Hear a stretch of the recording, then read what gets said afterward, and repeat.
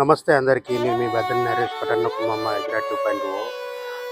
ఈరోజు పొద్దున్నే ఒక విషాదకరమైన వార్త విన్నాను.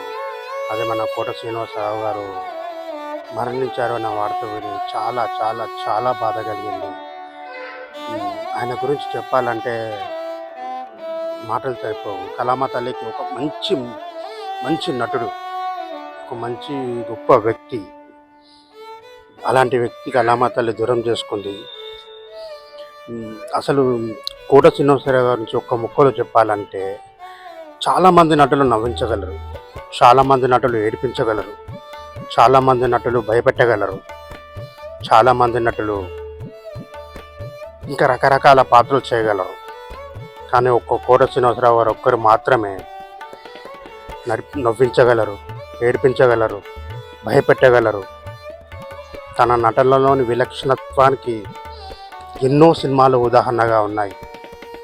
ఎన్నో సినిమాల్లో గొప్ప నటన ప్రదర్శించిన మన కోట శ్రీనివాసరావు గారికి లేరు అనే వార్త వింటేనే మనసుకెంతో చాలా బాధగా ఉంది.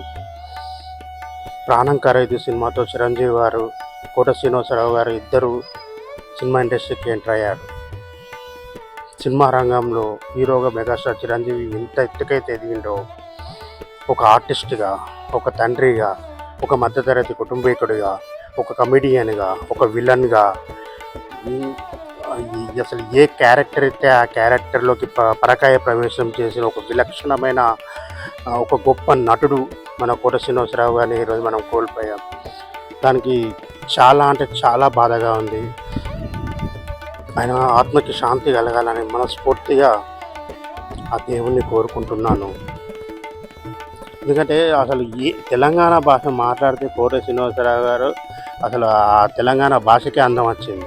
తెలంగాణ అసలు మాట్లాడితే ఇంద్ర తమ్మి ఏం చేస్తున్నావు, ఆ భాషకే నిజంగా తెలంగాణ ఏ లాంగ్వేజ్ పర్లేదు, తెలంగాణ అయినా కాదు, ఆంధ్ర అయినా కాదు, మనం ఏ లాంగ్వేజ్ తెలుగులో తెలుగులో ఉన్న రకరకాల భాషలు ఉంటాయి. ఏ భాష ఇచ్చినా కానీ అందులో పరకాయ ప్రవేశం చేసి మరీ చేస్తుంది. మన త్రివిక్రమ్ సినిమాలో అత్తారింటి దారేదిలో ఆ మాండలికం కానీ, గణేష్ సినిమాలో విలన్ పాత్ర పోషించినప్పుడు ఆ మాండలికం కానీ, ఆహనా పెళ్ళంటనే ఒక కామెడీ రోల్ చేసినప్పుడు ఆ క్యారెక్టర్ కానీ, అసలు గుర్తుండిపోయే క్యారెక్టర్ ఆహనా పెళ్ళంటల క్యారెక్టర్. అలాగే గణేష్లో విలనిజం క్యారెక్టర్ అసలు ఎప్పటికీ గుర్తుండిపోతుంది. అలాంటి నటుడికి మరోసారి ఘన నివాళిని అర్పిస్తూ మీ బద్రి నరేష్ బటన్ నొక్కు.